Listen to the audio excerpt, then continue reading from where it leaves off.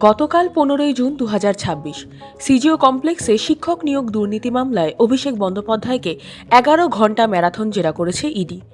আর আজ 16ই জুন ভবানী ভবনে সিআইডির তলবটি মূলত নির্বাচনের আগে অমিত শাহকে হুমকি ও হিংসায় উস্কানি দেওয়ার মামলা সংক্রান্ত। এর আগে 11ই জুন ও 14ই জুন অন্য একটি স্বাক্ষর জালিয়াতি মামলায় তিনি সিআইডি দফতরে গিয়েছিলেন। 24 ঘণ্টার মধ্যে জোড়া এজেন্সির সাঁড়াশি চাপ। গতকাল সোমবার সকাল 11টা থেকে রাত 10টা টানা 11 ঘণ্টা সিজিও কমপ্লেক্সে ইডির ম্যারাথন জেরার মুখোমুখি হয়েছিলেন তৃণমূলের সর্বভারতীয় সাধারণ সম্পাদক অভিষেক বন্দ্যোপাধ্যায়। কিন্তু স্বস্তির নিঃশ্বাস ফেলার সময় কোথায়? আজ মঙ্গলবার 7 সকালেই আবার ভবানী ভবনে সিআইডির মুখোমুখি হতে চলেছেন তিনি। গত কয়েকদিনে এই নিয়ে তৃতীয়বার সিআইডির চৌকাঠ পেরোতে হচ্ছে ডায়মন্ড হারবারের সাংসদকে। কিন্তু আজকের মামলাটি বাকিগুলোর চেয়ে সম্পূর্ণ আলাদা এবং অত্যন্ত সংবেদনশীল। কি সেই মামলা? ইডির পর সিআইডির এই ব্যাক টু ব্যাক জেরা কি সির্ফ আইনি প্রক্রিয়া, নাকি এর নেপথ্যে রয়েছে বড় কোনো রাজনৈতিক চাল? আসুন প্রথমে একটু ফ্ল্যাশব্যাকে যাওয়া যাক। গতকাল অর্থাৎ 15ই জুন সোমবার ঠিক সকাল 11টায় ইডির তলব মেনে সল্টলেকে সিজিও কমপ্লেক্সে পৌঁছান অভিষেক বন্দ্যোপাধ্যায়।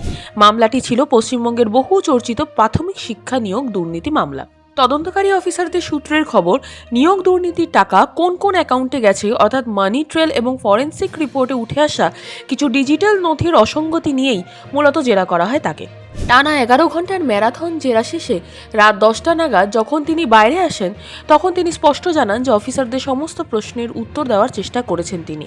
কিন্তু আইনি এবং শারীরিক এই ক্লান্তির পরে আজ তার সামনে আরও বড় পরীক্ষা। এবার আসি আজকের সবচেয়ে বড় খবরে। আজ মঙ্গলবার আবার ভবানী ভবনে সিআইডির বিশেষ উইংয়ের সামনে হাজিরা দেওয়ার কথা অভিষেক বন্দ্যোপাধ্যায়।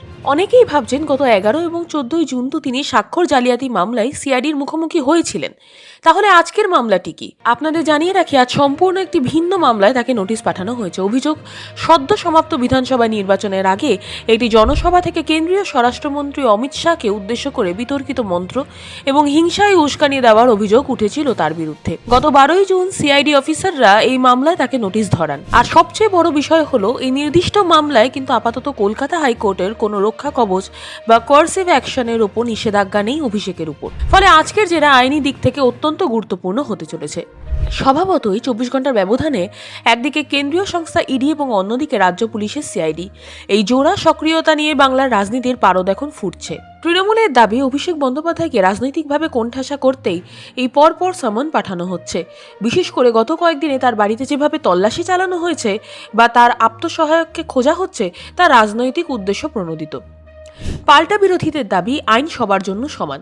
কোটি কোটি টাকার দুর্নীতি বা দেশের স্বরাষ্ট্রমন্ত্রীকে হুমকি দেওয়ার মতন গুরুতর অভিযোগ থাকলে তদন্তের মুখোমুখি তো হতেই হবে। তবে রাজনৈতিক মহল মনে করছে 18ই জুন থেকে শুরু হতে চলা বিধানসভার বাজেট অধিবেশনের ঠিক আগে অভিষেককে এই জোড়া জেরা শাসক শিবিরের ওপর বড় মনস্তাত্ত্বিক চাপ তৈরি করলো। গতকাল 11 ঘণ্টা ইডির জেরা আর আজ ভবানী ভবনে সিআইডির প্রশ্নের মুখোমুখি। অভিষেক বন্দ্যোপাধ্যায়ের এই রাজনৈতিক ও আইনি লড়াই আজ কোন দিকে মোড় নেয়, সেদিকেই নজর গোটা রাজ্যে। আপনার কি মনে হয়, এই জোড়া তদন্তের শেষ কোথায়? কমেন্ট বক্সে আপনার মতামত অবশ্যই জানান। ভিডিওটি লাইক শেয়ার করতে ভুলবেন না। দেখা হচ্ছে খুব তাড়াতাড়ি।